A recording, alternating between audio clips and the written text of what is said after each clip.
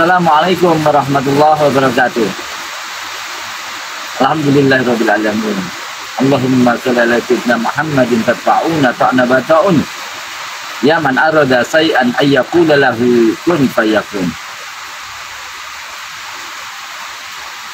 Sahabat Salih, sahabat Kun, mari kali ini kita ngobrol ya mengenai atau hal yang sering dibicarakan di masyarakat, yaitu masalah gila. Nah, hal ini mengapa kita perlu bicara seperti ini? Ini hanya pengalaman kita di lapangan.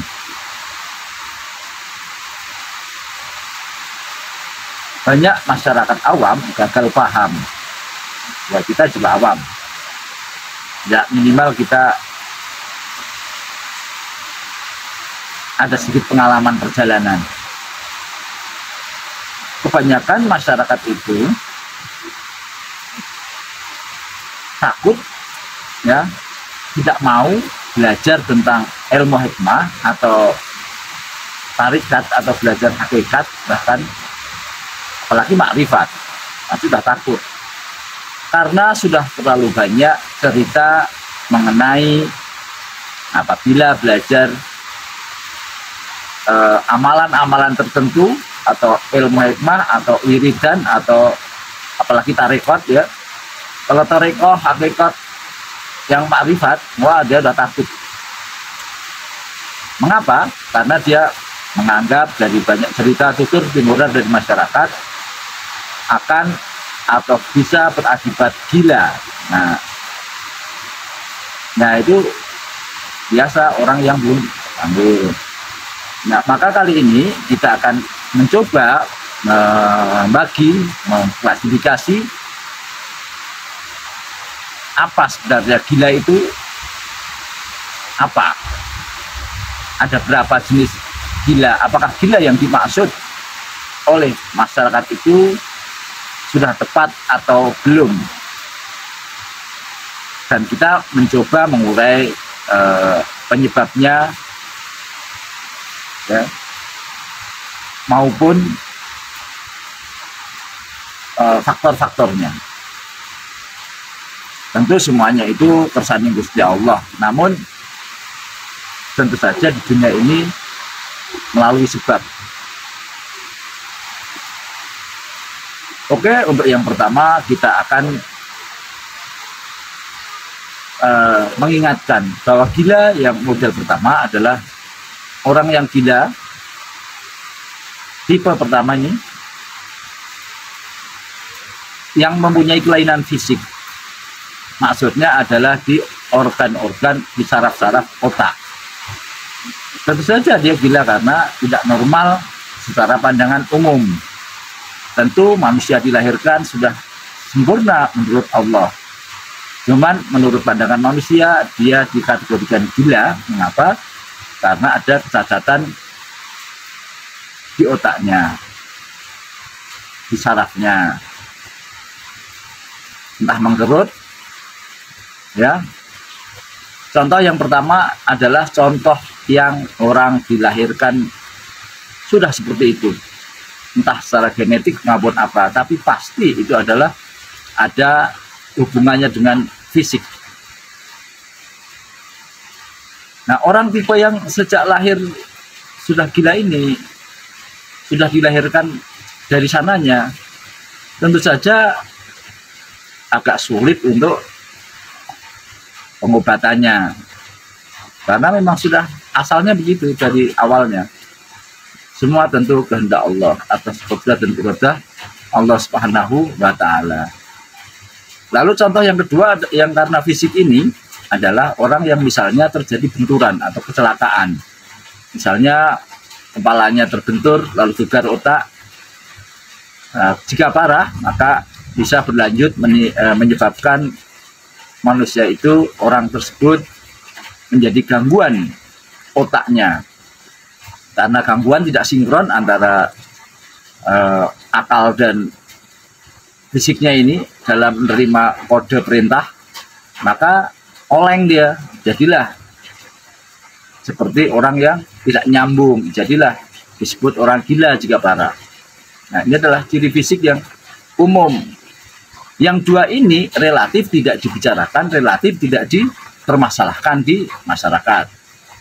Nah, mulai yang tipe ke selanjutnya yaitu tipe yang karena diri sendiri. Ini juga masih umum dibicarakan, ya. Namun kenapa kok yang kedua ini kita bilang sebagai penyebabnya adalah diri sendiri? Nah, kita ambil contoh. Ya, tipe pertama yang gila karena diri sendiri adalah orang yang punya kegagalan atau dia melihat masa lalu. Misalnya orang yang masa lalunya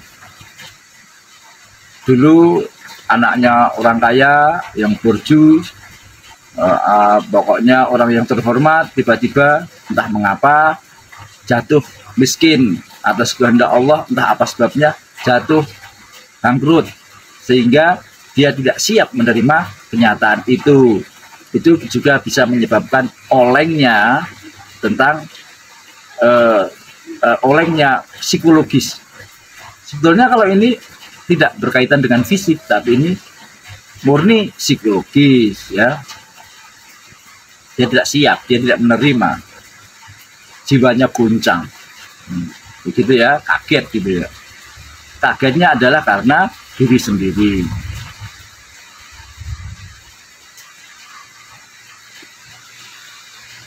Nah, yang seperti ini tentu masih ada terapi-terapi. Yang diterapi biasanya yang seperti ini, terapi psikologis. Ya, ada ahlinya bidang ini. Termasuk yang tipe yang kedua yang dari diri sendiri ini adalah orang yang gila karena kegagalan dari sebuah harapan. Misalnya orang punya cita-cita yang tinggi, namun faktanya, kenyataannya yang terjadi tidak seperti yang ia harapkan. Maka ini juga menyebabkan goncangan. Seperti contoh misalnya orang mau jago DPR, mau coba-coba jadi DPR, jadi bupati, jadi gubernur. Nah, tapi yang kalangan ini jarang ya, karena disembunyikan kalau di stres itu gak jadi.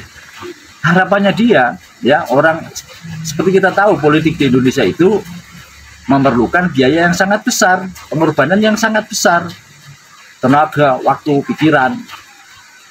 Maka ketika seseorang mau jago DPR, seperti kita tahu pasti habisnya untuk DPR pusat puluhan miliar gitu ya. Ada kalanya orang ini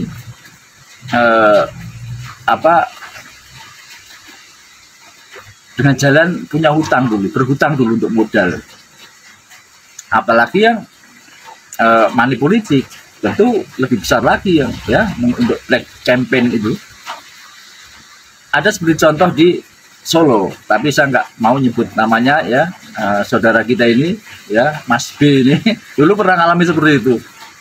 Rupanya ketika dia nyalon nggak jadi, ya, latar belakangnya adalah akademisi, ada kegoncangannya itu mungkin faktor kebangkrutan dan kemaluan ya. Bukan kemaluan itu ya, malu di masyarakat karena apa yang disampaikan ke masyarakat, tindak tanduknya mungkin sudah optimisnya ya over ya, udah over gitu. Maka yang seperti ini bisa menyebabkan kegoncangan, dan goncang seperti ini juga bisa diobati. Ada terapinya, ada ahlinya ya, terapi psikologi. Nah, hal itu kita tidak akan bicara banyak mengenai hal yang itu, karena ya hal yang ketiga inilah yang menjadi fenomena pada bahasan kali ini, yaitu tentang orang yang gila, yang takut orang belajar, takut gila, maka dia takut belajar zikir, maka dia takut wiridan. Nah, apa contohnya ini? Yaitu orang yang belajar ilmu gaib, ya, tipe yang ketiga. Satu adalah karena fisik, dua adalah karena diri sendiri, tiga adalah orang yang belajar ilmu gaib. Siapa yang belajar ilmu gaib ini, yang bisa gila ini, ya, ini sebetulnya yang jadi bahasan masyarakat, namun sering diketahui ya. Apa sih maksud ilmu gaib itu? Apakah sama ilmu hikmah dengan ilmu gaib atau ilmu batin? Itu tidak sama. Masyarakat ngertinya sama. Nah, mohon maaf ya, itu tidak sama. Kita akan bahas di video yang lain mengenai perbedaan antara ilmu hikmah, ilmu batin, ilmu gaib. Ya. Nah, yang cenderung gila ini yang belajar ilmu gaib. Ini ada dua, minimal ada dua kategori ini. Satu, orang yang belajar ilmu gaib yang jenisnya itu amalannya melenceng, atau bahkan memang sengaja itu ilmu hitam, ya, ilmu syaitoniah. Nah, ini akan cenderung, tidak semuanya, banyak yang akan gila. Setidaknya berakibat nanti kalau tua, atau bahkan ke anak turunnya. Kenapa? Karena ini berhubungan dengan jin-jin setan, ya, berakrab-akrab, bahkan memasukkan kepada dirinya itu energi-energi yang negatif, ya. Kalau dia tidak kuat saat itu, dia bisa gila karena itu memang negatif, karena murni dari dalam dirinya itu menolak sesungguhnya. Maka terjadi pertarungan itu menyebabkan luka di dalam otak maupun psikologi. Kalau jin itu kan masuk ke dalam aliran darah itu, mulai pembuluh-pembuluh darah itu. Nah, kalau dia masuknya ke otak, ada jenis tertentu ilmu yang dia memang naik, gerakannya naik ke otak, maka goncang dia. Kalau dia nggak kuat, dia akan goncang. Nah, ini berarti murni karena faktor gaib, karena faktor niat yang keliru ya. Dia bekerjasama dengan makhluk-makhluk yang tidak semestinya untuk kerjasama. Memang pada awalnya ilmu seperti itu bermanfaat, tapi pasti punya kayak jual beli, pasti ada ono tukone gitu loh. Kalau ilmu gaib yang jenis hitam, yang jenis syaitoniah, itu ada tukone gitu, ada efeknya. Nah, gitu ya, itu jenis yang itu. Lalu yang selanjutnya adalah ilmu orang yang belajar ilmu hikmah, ilmu gaib, tapi yang tanpa guru. Nah, ini yang paling banyak. Yang paling banyak ini yang tanpa guru. Mengapa demikian? Karena di dalam orang belajar ilmu hikmah itu diperlukan wadah. Nah, wadah batin itu, orang itu punya ukuran tertentu. Orang itu punya ukuran masing-masing, punya takaran mengenai wadah batin. Wadah batin untuk memahami, menyinkronkan mengenai ilmu yang dipelajarinya, ya. Nah, ilmu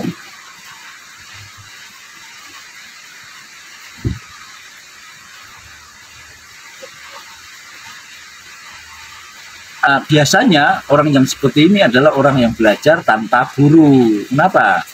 Karena kalau guru itu, guru yang layak maksudnya, guru hikmah yang layak tentu akan mengukur, akan memberikan kisi-kisi, akan memberikan formulasi yang tepat kepada kemampuan si murid sesuai perkiraan takarannya.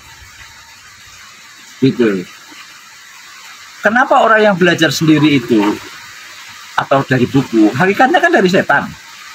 Kalau belajar tanpa guru, amalan itu karena dia nggak ngerti ukurannya, hikmahnya, rahasianya, sirnya, ayat yang diamalkan itu, atau bahkan asma itu sifatnya panas. Amalan asma itu sifatnya panas, ya, energinya terlalu besar untuk orang yang belum cukup wadah batinnya. Nah, kalau ada gurunya, tentu wadah batin ini akan diolah khusus tersendiri sebelum untuk si guru tersebut menginstal, memasukkan, ya, atas izin Allah ilmu gaib tersebut. Ya. Ada piranti sebelumnya yang harus disiapkan. Namun Jika belajar sendiri, serudak-seruduk, nah, ketika wadahnya itu kecil, dibebani ya satu energi yang sangat besar masuk dalam dirinya, over capacity, daya melonyot gitu loh. Ya akan runtuh, nggak kuat, pecah, meledak itu. Nah itulah yang menyebabkan, karena dalam ilmu hikmah itu kan energi itu akan merasuk berjalan di seluruh tubuh, tentu saja melalui seluruh perangkat yang ada di diri ini, kecuali nanti sinkron dengan mentalnya dengan akalnya ya. Karena mengapa? Karena biasanya dalam ilmu gaib ini yang diolah di level nafsu. Di level nafsu sebenarnya itu yang olah nafsu saja, atau sedulur papat itu kalau di Jawa, sedulur papat itu masih levelnya masih level rendah, itu masih potensi intervensi setan gitu ya. Gitu. Sementara otaknya itu juga belum paham tentang ilmu itu, pada batinnya juga belum siap ya. Gaibnya akal, gaibnya nafsu belum mampu untuk menerima, tidak sesuai ukurannya. Nafsunya ingin lirik amal yang kan gitu, orang belajar kanuragan, belajar hikmah ya, belajar ilmu kejadukan dan sebagainya, yang tingkat-tingkat hikmah ini kan gitu, intinya itu dia ingin bisa sesuatu, niatnya itu duniawi.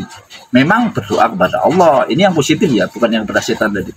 Memang kepada Allah, memang itu perangkatnya dikasih, rahasianya dikasih. Ya cuman kalau tanpa guru itu tidak terukur, maka jadilah guru yang layak. Guru yang layak juga. Kalau gurunya nggak layak ya nanti malah klerak-kleru, tambah klerak-kleru juga. Jadi tidak asal bisa, tapi di kalangan di level ini masih banyak, nanti akan bercabang juga. Ada sebagian yang malah tertarik ke negatif, ada sebagian lagi yang menjadi positif dan naik tingkat, nanti masuk ke alam, ke senang, ke ilmu-ilmu, ke alam-alam yang lebih lembut ya, yang lebih hakiki gitu, yaitu ilmu-ilmu ma'rifat nanti. Karena ilmu hikmah ini bukan ilmu ma'rifat ya, tapi ilmunya Allah juga. Maka sebaiknya jika belajar, persiapkan dulu wadah batinnya, lalu berguru dengan guru yang tepat ya. Kalau bagus bersanad ya, insya Allah aman, karena dari sanad itu dulu yang orang awal yang diijazahi, kadang bisa dari Nabi Khidir, kadang pokoknya orang yang tirakat zaman dulu itu ijazah itu begitu. Paling bagus lagi ya memang itu betul dari Rasulullah. Nah itu pasti sudah ada doa pengamannya, ada doa pagarnya, ada doa ampunannya gitu loh si pembuatnya dulu ketika orang minta ijazah. Nah yang ngarang-ngarang sendiri itu yang tidak lengkap, yang bahaya. Kalau ngarang sendiri, ngamalin asma sendiri, asma itu panas, betul panas di dalam tubuh itu ya. Nah pastikan sesuai dengan kemampuan masing-masing. Contoh ya, contoh kenapa orang yang amalkan sesuatu atau wiridan sesuatu, ciri-ciri ya, ciri-ciri yang mudah dipahami atau mudah dikenali oleh setiap kita. Sebetulnya batin sudah ngomong itu, kalau batinnya sudah hidup, sudah bisa. Itulah pentingnya menyiapkan diri pada batin yang cukup ya, tentu dengan mengharap kepada Allah. Jadi ilmu itu diantaranya pengetahuan dan pengalaman spiritual ya, yang berkaitan dengan kedewasaan diri. Levelnya kan macam-macam, kedewasaan fisik, kematangan fisik, kematangan akal, kematangan dalam hal pengendalian nafsu, syahwat, ya. Nah, itu sampai level itu aja kalau ilmu hikmah. Nanti kalau soal ruh, sir, nur, itu bukan levelnya ilmu hikmah, itu sudah kajian ma'rifat. Tujuannya sudah bukan untuk yang seperti itu, tujuannya lebih dahsyat untuk usul ilallah. Nah itu nanti kalau yang ilmu hikmah itu biasanya cukup sampai ke pengendalian nafsu gitu ya. Nah, kan unsurnya banyak itu nafsu itu. Sedulur papa itu ya. Itu level ilmu hikmah. Itu ilmu, nah, bedanya ilmu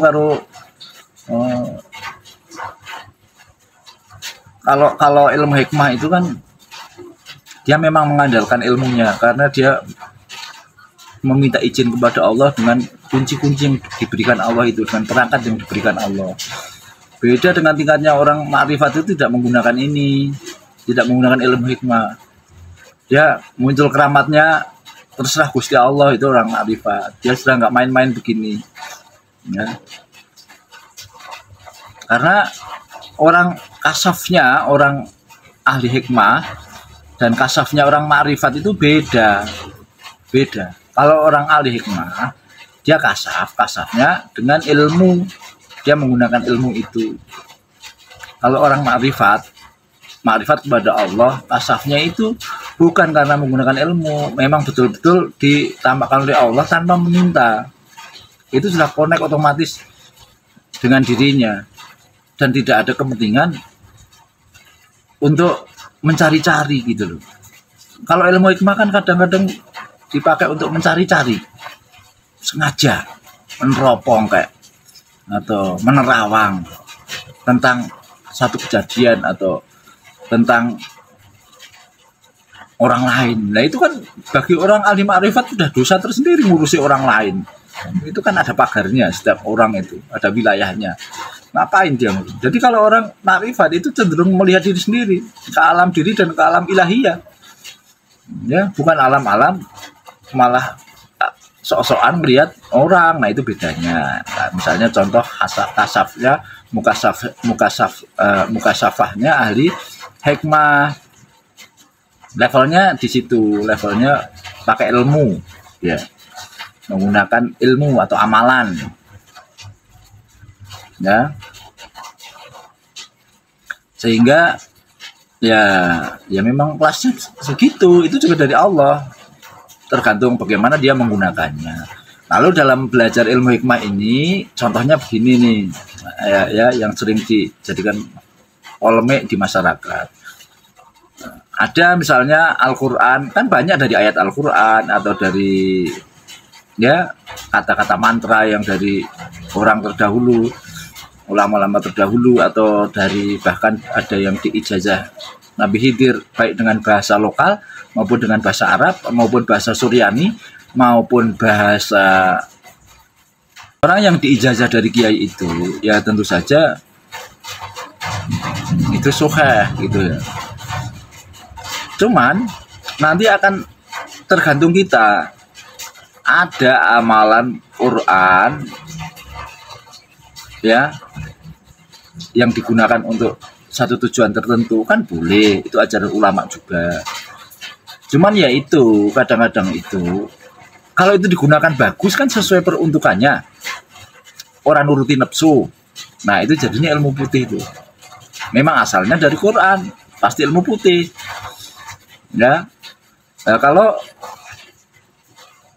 ayatnya Quran, ilmunya benar, ada sanadnya, tapi digunakan untuk tidak baik, berarti yang menentukan hitam putihnya ini bukan ilmunya, tapi dirinya itu niatnya buruk, dirinya itu yang sesat gitu loh. Nah itu masalah ilmu hitam ilmu putih tadi, dari dasar ilmunya itu dari setan atau maksudnya semuanya dari Allah. Setan ya fokus di Allah, maksudnya itu lantaran setan apa lantaran mukjizat Quran misalnya, ya, atau keramatnya kasih Gusti Allah. Nah, itu nanti kembali ke dirinya menggunakannya. Tapi kuwi ono walate. Seandainya dia dijajah positif, ada pantangannya untuk menggunakan yang tidak buruk, biasanya kan ono perjanjiannya. Misalnya kalau ku kasihkan, ku ijazahkan ilmu ini, ya bukan ijazah biasa ya. Kalau ijazah biasa ya ngono kuwi, sing penting syiar Islam diamalke ngono kuwi. Yang dimaksud orang yang ijazah khusus dengan penurunan ilmu. Nah, beda orang hanya amalan sama penurunan ilmu. Kalau penurunan ilmu itu nyambung sama gurunya itu, ya, nyambung sama gurunya, memang diizinkan dan itu keramatnya guru-gurunya dari Allah, itu nyambung. Nah, itu yang seperti itu diperjanjikan biasanya. Diperjanjikan, kamu dilarang misalnya mau limo, ya, dilarang karena itu syiar Islamnya di situ. Mau limo itu loh, ngerti berapa mau limo itu loh, maling, madon, ngombe, ya, kayak gitu. Yang bertentangan dengan syariat Islam dilarang. Biasanya perjanjian di situ. Atau ada perjanjian khusus. Kalau itu ilmunya kodam, biasanya perjanjian khusus yang aneh-aneh. Kodam itu bisa baik, bisa buruk, tergantung juga. Ingat, ada juga orang yang berbicara tentang kodam jin apa malaikat. Nah, kita akan bahas khusus nih, enggak pecah video ini, enggak buyar kemana-mana. Ya, ini kan jadi polemik juga, apa benar ada kodam malaikat, apa benar kodam gimana, nah gitu. Itu nanti pembahasannya khusus saja, jangan di sini. Karena ini bab gila. Nah, yang tadi orang melanggar pantangan itu dari pesan dari gurunya, berarti dia ingkar khianat kepada gurunya. Bisa juga kalau gurunya murka, kalau ilmunya ilmu keras, bisa mengibatkan walat. Masalah dalam kehidupannya. Kayak gitu. Nah, jadi ilmu itu bukan keramat. Ilmu yang jenis ilmu hikmah ini itu bukan ilmu keramat ya. Ingat, mungkin yang pertama ijazah dari keramat, tapi ini adalah breakdown. Ambil dari keramatnya sebuah ilmu atau keramatnya seorang wali, atau dari situ memang asalnya. Tapi dia ngambil sedikit, diturunkan jadi ilmu hikmah. Tapi bukan keramat itu sendiri. Kalau dia itu mendapatkan satu manfaat atau hikmah dari amalannya itu, ilmunya itu, ya semua atas kehendak Allah melalui lantaran keramate waliullah atau lantaran mujizat Al-Quran, kan gitu modelnya. Nah, itu yang bagian ilmu hikmah. Ilmu hikmah yang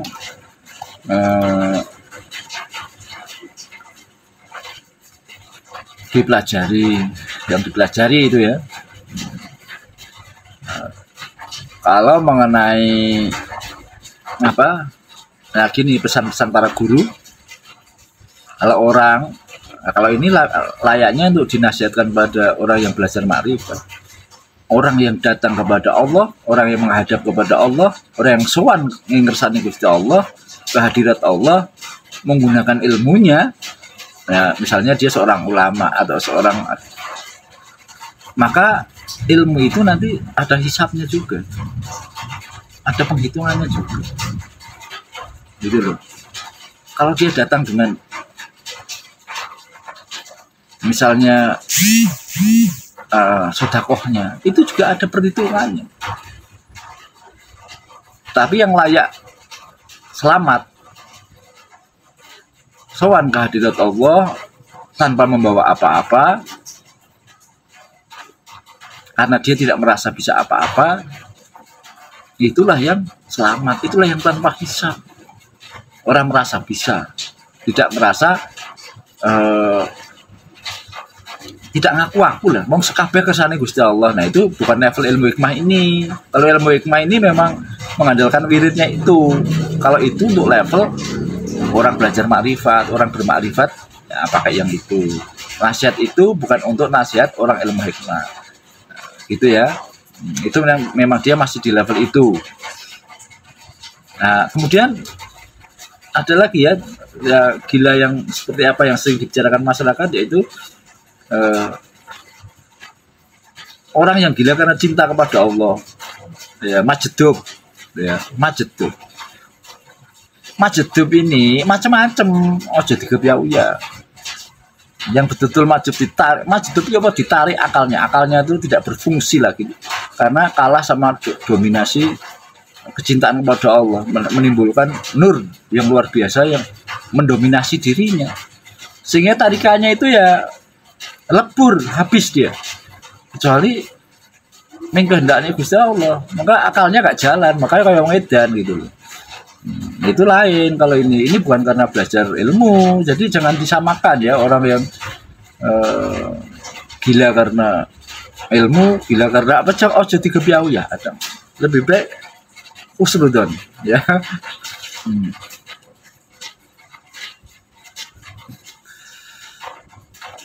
Itu orang yang majdub, yang ditarik akalnya karena akalnya tidak berfungsi. Ini yang tidak berusaha. Orang ini memang murni kehendak Allah, tiba-tiba majdub, itu dari dorongan yang di dalam. Ya kenapa kok majdub? Itu belereng, bingung dalam bertemu dengan sesuatu yang sangat dahsyat, melebur di situ ya, gimana? Linglung gitu loh, cetok, akalnya nggak fungsi. Nah majdub ini ada yang wali juga ada yang tidak, gitu loh. Ojo kabeh setiap orang majdub dikatakan wali. Wali itu ono cape, wali ada stempel. Tapi untuk husnudon apa-apa nih nek disiar-siar ke ya masalah. Majdub kadang ya dia orang lah level sebenarnya urusan cinta nih ya orang kabeh itu wali. Kok sidik-sidik ngomong wali, sidik-sidik wali, apa ngerti po? Saya ngerti wali ya wali gitu loh. Sekarang itu kan klaim-klaim netizen, klaim-klaim para konten kreator kok kabeh sebut wali. Nah, itu nggak pas juga menurut ya iso bener ya iso ora gitu loh. Menurut lalu tipe yang orang dari golongan cinta Allah ini juga ada yang majdub ya. Ini tipe orang yang belajar ilmu ma'rifat, yang mikir ya hakikat ma'rifat, tapi belum siap akalnya. Jadi akal kalau mau ma'rifat bila ya, ma'rifatnya itu kan macam-macam. Ada ma'rifatnya level jasad, level akal, level nafsu, ya, level ruh, atau sampai ke sir atau nur atau dat, itu kan macam-macam. Nah, orang yang tiba-tiba dia masuk ke level-level tertentu, zikirnya maksudnya, sementara akalnya belum ma'rifat, itu potensi goncang. Mengapa? Karena akal itu juga bisa ma'rifat. Kalau akal ma'rifat, di level akalnya, ma'rifatnya akal, pengetahuannya udah ada, wadahnya udah siap ya. Nah tentu ini beda dengan wadahnya siap untuk ilmu hikmah sama yang untuk ma'rifat, ini beda. Karena ini adalah tentang pengenalan kepada Allah ya, mengenal Allah melalui asmanya, sifatnya maupun af'alnya. Ya tentu saja beda dengan yang ma'rifatnya tiap level ini beda. Nah, akal yang sudah ma'rifat ini sudah paham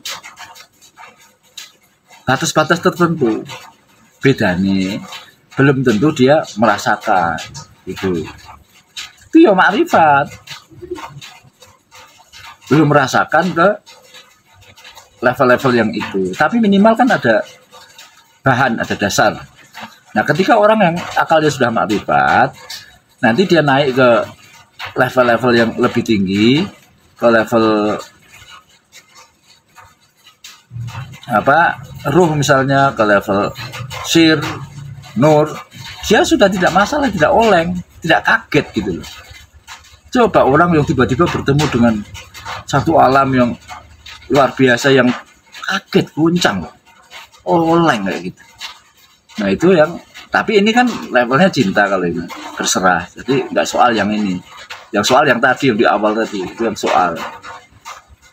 Nah itulah perlunya belajar dengan guru step by step. Orang yang seperti ini awalnya itu ya sama guru step by step.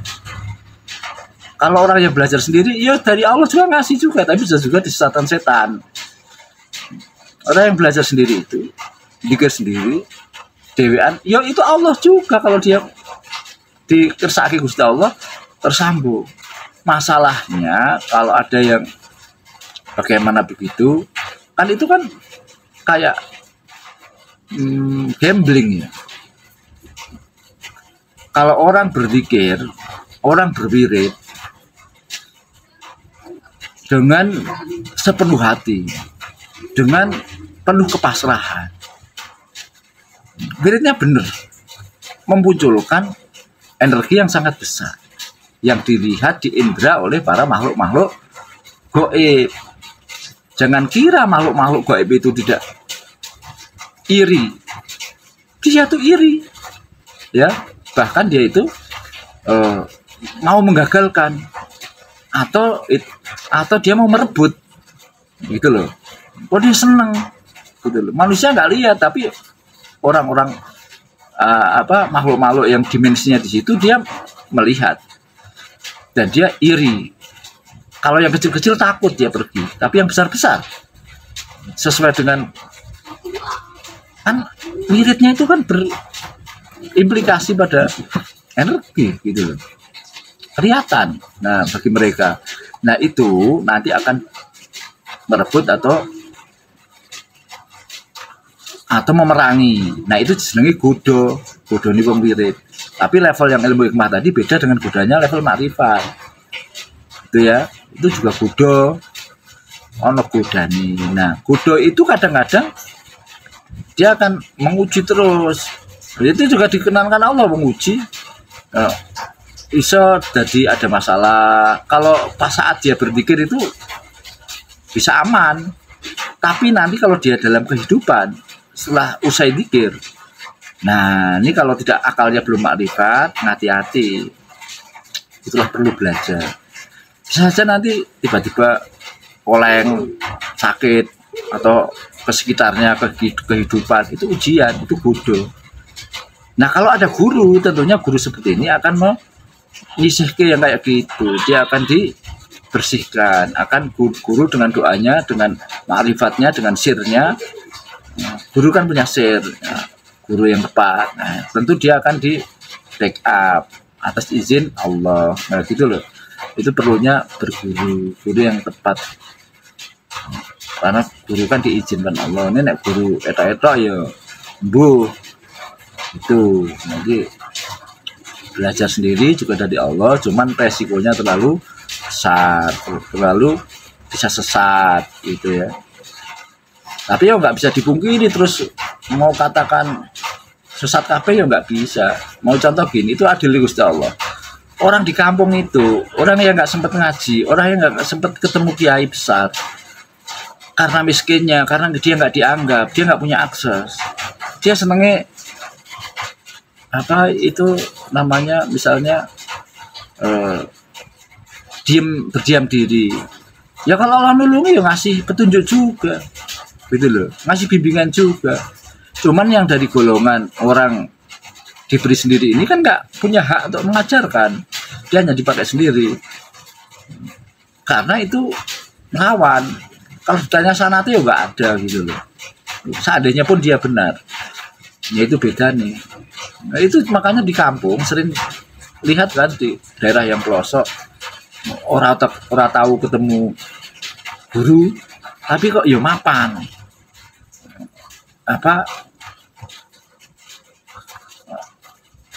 perbuatane, akhlake, adabe, terus ilmune ya bener, tauhidnya mapan. Nah itu Allah itu kan membimbing. Allah juga membimbing seperti itu. Bedanya men daerah iso nyebutke dalil, rasa nyebutke sanad itu saja. Tapi jangan seudon pada mereka. Tapi harus dicek. Ya, harus dicek. Bagaimana menentang syariat apa ora. Gitu loh. Tapi yang bagus ya guru lah, guru yang bersanad. Aman insya Allah. Itu. Nah itu macam-macam kegilaan-kegilaan, guncangan-guncangan rohani yang sering diperbincangkan masyarakat. Jangan sampai kebiauya, gentir iki, gentir itu, jangan.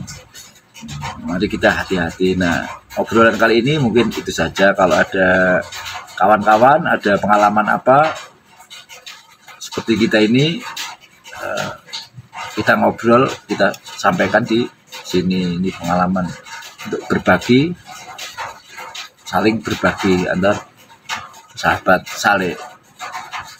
Mungkin demikian, wallahu a'lam. Wabillahi taufiq wal hidayah. Assalamualaikum warahmatullahi wabarakatuh.